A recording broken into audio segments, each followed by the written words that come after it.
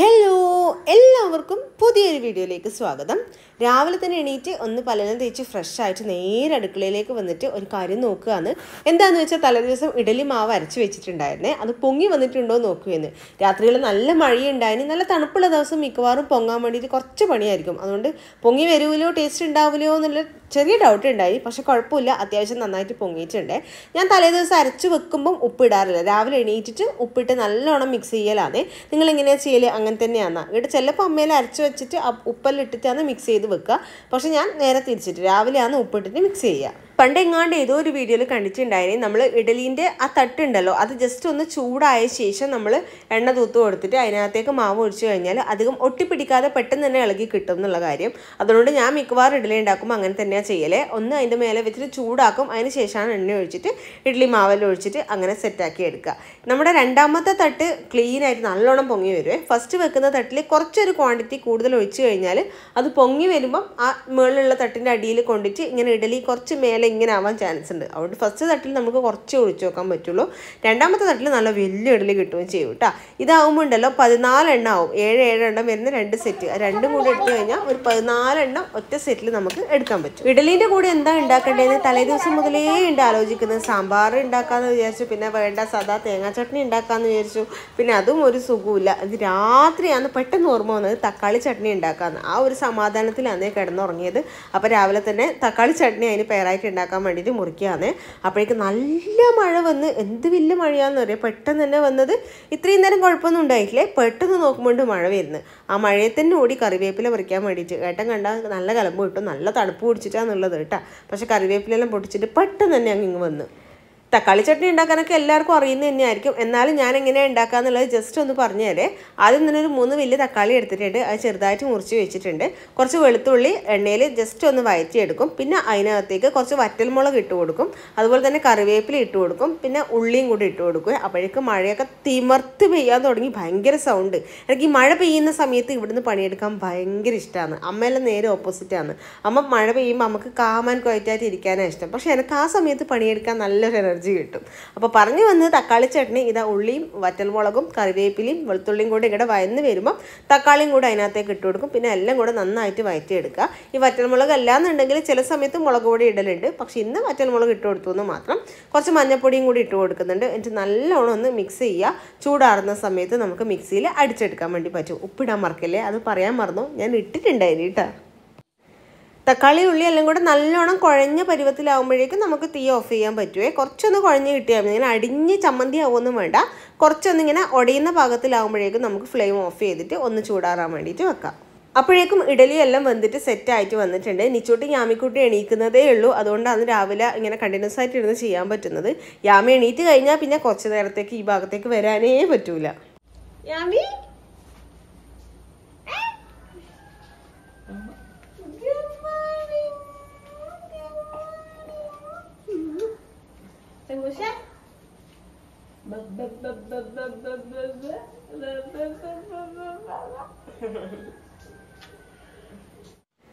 ഇപ്പം യാമിക്കുട്ടീൻ്റെ മോർണിംഗ് റൂട്ടീനിലുള്ളതാണ്. രാവിലെ തന്നെ അച്ഛൻ എടുത്തിട്ട് മുറ്റത്തേക്കൂടെ കുറേ നേരം നടക്കും. അച്ഛനും മോളും കൂടെ കുറേ നേരം കാഴ്ച കണ്ട് നടക്കും. പൊതുവേ യാമിക്ക് ഭയങ്കര ഇഷ്ടമാണ് മുറ്റത്ത് നടക്കാൻ.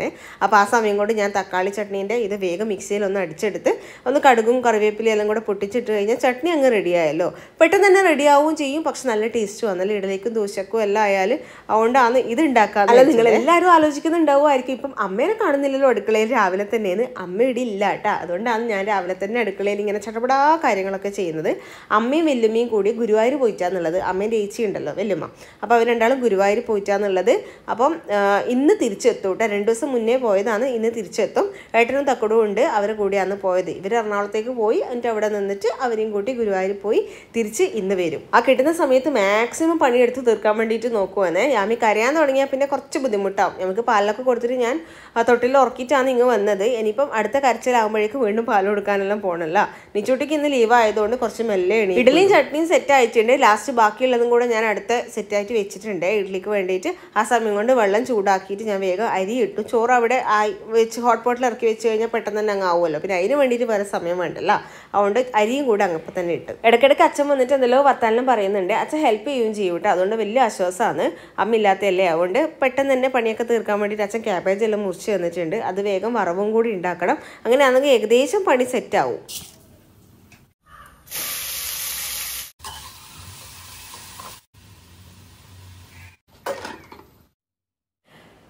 പിന്നെ കഴുകാനുള്ള പാത്രം കൂടെ അപ്പം തന്നെ കഴുകി വെച്ചു. ഇപ്പോൾ കുറച്ച് പാത്രങ്ങളൊക്കെ ഈക്കായല്ലോ. അപ്പോൾ അതും കൂടെ കഴിഞ്ഞാൽ നമ്മളെ ഏകദേശം അടുക്കള നമുക്ക് ക്ലോസ് ചെയ്യാം. എനിക്ക് പോയിട്ട് യാമിക്കുട്ടിക്ക് പാലൊക്കെ കൊടുത്തിട്ട് ഒന്ന് സെറ്റാക്കണം. അത് കഴിഞ്ഞാൽ നമുക്ക് ബാക്കി കാര്യങ്ങളൊക്കെ ചെയ്യാൻ പറ്റും. നിച്ചുട്ടിനെ എണീപ്പിക്കണം, ബ്രഷ് ചെയ്യിപ്പിക്കണം, അങ്ങനെ കുറേ പണിയുണ്ട്. നിച്ചുട്ടിക്ക് ഫുഡ് കൊടുക്കാനൊക്കെ കുറേ സമയം വേണം ഇപ്പോൾ. അതുകൊണ്ട് ആ കാര്യങ്ങളൊക്കെ ചെയ്തിട്ട് നമുക്ക് വീണ്ടും തുടങ്ങാം. സുന്ദരയാക്കട്ടെ കാണിക്ക്. ഇച്ചു എവിടെ പോന്നേ? അമ്മമ്മേനെ കൂട്ടാനാ? വേഗം കൂട്ടിട്ട് കേട്ടാ. സുന്ദരി കുട്ടിയായിനെ. ചെരുപ്പിട വേഗം. മതിയപ്പാ, മഴയൊന്നും ഉണ്ടാവില്ല. ഒരു അരമണിക്കൂർ മുന്നേ അത്രയും മഴ പെയ്ത സ്ഥലമാണെന്ന് ഇപ്പോൾ പറയുമോ? നോക്കിയാട്ടെ, നല്ല വെയിലും വന്നിട്ടുണ്ട്. വെയിലും മഴയും ഇതാ മാറി മാറി മാറി വന്നോളൂ. ഇതാണ് ഇപ്പോഴത്തെ സ്ഥിരം പരിപാടി എന്ന് പറഞ്ഞു കഴിഞ്ഞാൽ. അപ്പോൾ അച്ഛനും ഏട്ടനും നിച്ചൂട്ടിയും കൂടെ അമ്മമ്മേനെ കൂട്ടാൻ വേണ്ടിയിട്ട് പോവേന്ന് റെയിൽവേ സ്റ്റേഷനിലേക്ക്. അങ്ങനെ അവർ അമ്മേനെ കൂട്ടാൻ ഇറങ്ങിയിട്ടുണ്ട്. ഒരു 11:30-11:45 അമ്മ കണ്ണൂർ എത്തും. ഞാനും യാമിനെയും കൂട്ടിയിട്ട് പോവാൻ വിചാരിച്ചതാണ്. പക്ഷെ എനിക്ക് തീരെ വയ്യാട്ടോ. ഇപ്പം അമ്മ പോകുന്നതിൻ്റെ തലേന്ന് പിടിച്ചതാണ് കഫക്കെട്ട്. ഇപ്പോൾ മാറിയിട്ടില്ല. സൗണ്ടെല്ലാം ശരിയാവുന്നേ ഉള്ളൂ. മൊത്തം അടഞ്ഞിട്ട് ഒരു ബുദ്ധിമുട്ടുണ്ട് അത്രേ. പിന്നെ യാമിക്കും നല്ല ചുമയുണ്ട്, ശരിയായിട്ടില്ല. അപ്പോൾ വെയിലും മഴയും മാറി മാറി വരുവേന്ന്. അപ്പോൾ പോയിട്ട് പിന്നെ സുഖാവൂല. യാമി തൊട്ടിൽ ഉറങ്ങുന്നുണ്ട്. അതുകൊണ്ട് പിന്നെ ബുദ്ധിമുട്ടിപ്പിക്കണ്ടെന്ന് വിചാരിച്ചു. അമ്മ ഇങ്ങോട്ടേക്ക് തന്നെ വരുന്നത്. അതുകൊണ്ട് പിന്നെ ഞാൻ പോയിട്ടില്ല. നിച്ചൂട്ടിനെ മാത്രം അയച്ചു. നിച്ചൂര് നല്ല ചുമയെല്ലാം ഉണ്ട്. പിള്ളേർക്ക് മാറുന്നേ ഇല്ലപ്പാ. ഒന്നാമത് നല്ല വെയിൽ വരും, അപ്പാട് നല്ല മഴ വരും. മാറി മാറി വന്നുകൊണ്ട് നിൽക്കുന്നു. കാലാവസ്ഥേൻ്റെ കാര്യമല്ലേ. ഇനിയിപ്പോൾ പണിയെല്ലാം ഏകദേശം ആയിട്ടുണ്ട്.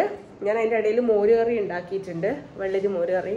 പിന്നെ ഒരു ചമ്മന്തി അരക്കണം. നമുക്ക് ചമ്മന്തി ഭയങ്കര ഇഷ്ടമാണ്, മാങ്ങാ ചമ്മന്തി. അതും കൂടെ ആയാൽ പണി ഏകദേശം സെറ്റായി. മോരുകറിക്ക് ഞാൻ ഇന്നലെ തന്നെ വേവിച്ചെല്ലാം വെച്ചിനെ. അതുകൊണ്ട് പെട്ടെന്ന് തന്നെ റെഡിയായി. നമ്മുടെ ക്യാബേജ് വറവ് സെറ്റായിട്ടുണ്ട്. തക്കാളി ചട്നി എല്ലാവർക്കും ഭയങ്കര ഇഷ്ടമായി. ഇത് കുറച്ച് ബാക്കി വെച്ചിട്ടുണ്ട്. അമ്മക്ക് വേണമെങ്കിലോ എന്ന് വെച്ചിട്ട് ബാക്കി ഇഡലിയും കൂടെ എല്ലാം ഞാൻ ചുട്ട് വെച്ചു കേട്ടോ. അമ്മ വന്നാട് ചിലപ്പോൾ ഇഡലി തിന്നാൻ ചാൻസ് ഉണ്ട്. പകൽ സമയത്ത് യാമിക്കുട്ടീൻ്റെ ഉറക്കെല്ലാം കണക്കാണ്. ഇടയ്ക്കിടയ്ക്കേ എണീറ്റുകൊണ്ടിരിക്കും കേട്ടോ. അതുകൊണ്ട് കുറച്ച് നേരം ഒന്ന് കിടന്ന് ആ തൊട്ടിലാടി കുറച്ച് കഴിയുമ്പോഴേക്ക് ഇതാ എണീറ്റിട്ടുണ്ട്. അപ്പോൾ ഞാൻ താഴെ പായൊക്കെ ഇട്ട് കൊടുത്തിട്ട് അവിടെ നിന്ന് കളിക്കാൻ വേണ്ടി കിടത്തിയിട്ടുണ്ട്. ആ സമയം കൊണ്ട് ചമ്മന്തിക്ക് വേണ്ടിയിട്ടുള്ള മാങ്ങയൊക്കെ മുറിച്ച് വെക്കാമല്ലോ. അവിടെ ഇരുന്നിട്ട് അതിൽ വാവനെ കളിപ്പിക്കുകയും ചെയ്യാം. അതിൻ്റെ കൂട്ടത്തിൽ തന്നെ എൻ്റെ പണിയും നടക്കും. അതുകൊണ്ട് അത് ഹാളിൽ പോയിട്ടെല്ലാം ചെയ്യുന്നത്. യാമി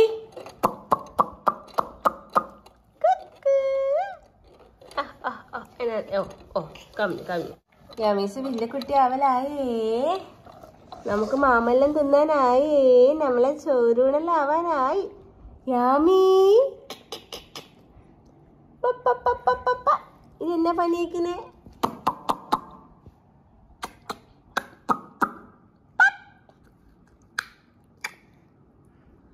നാണക്കേടാക്കി നിന്റെ വാവാ. കളി വേണേ. അപ്പം അമ്മമ്മ അച്ഛനും എല്ലാം വരലായി എന്ന് പറഞ്ഞിട്ടുണ്ട്. യാമിക്കുട്ടി കാത്ത് നിൽക്കുന്നേ. ഇപ്പം അമ്മമ്മ എത്തും അല്ലേ മിസ്സേ? ഇപ്പം എത്തും. നമ്മൾ പുറത്ത് വന്ന് റെഡിയായി ഇരിക്കുന്നുണ്ട്. അപ്പോഴേക്കും ഇതാ എല്ലാവരും എത്തിയിട്ടുണ്ട്. നല്ല കാലാവസ്ഥയും, അതായത് അമ്മക്ക് ഭയങ്കര ഇഷ്ടമുള്ള കാലാവസ്ഥയാണ്. നല്ല മഴക്കാറുണ്ട്, ചെറിയ കാറ്റെല്ലാം ഉണ്ട്. അപ്പോൾ അമ്മനെ 2-3 ദിവസമായില്ലേ കാണാത്ത. അതുകൊണ്ട് അമ്മ വന്നപ്പോൾ ഭയങ്കര സന്തോഷമായി.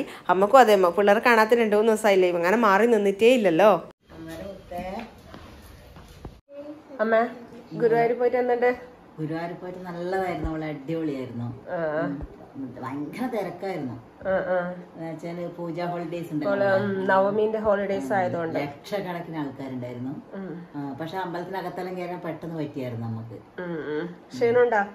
ക്ഷീണം അന്നുണ്ടായിരുന്നില്ല. തണുപ്പ് പുലർച്ചക്ക് എണീറ്റ് കുളിച്ചില്ല നമ്മളെ. പിന്നെ വെയിലത്ത് നടന്നു പോയതിനു ശേഷം കുളിച്ചു. അങ്ങനെ തണുപ്പ് പിടിച്ചല്ല. അതേ ബുദ്ധിമുട്ടിച്ചിട്ടൊന്നുമില്ല.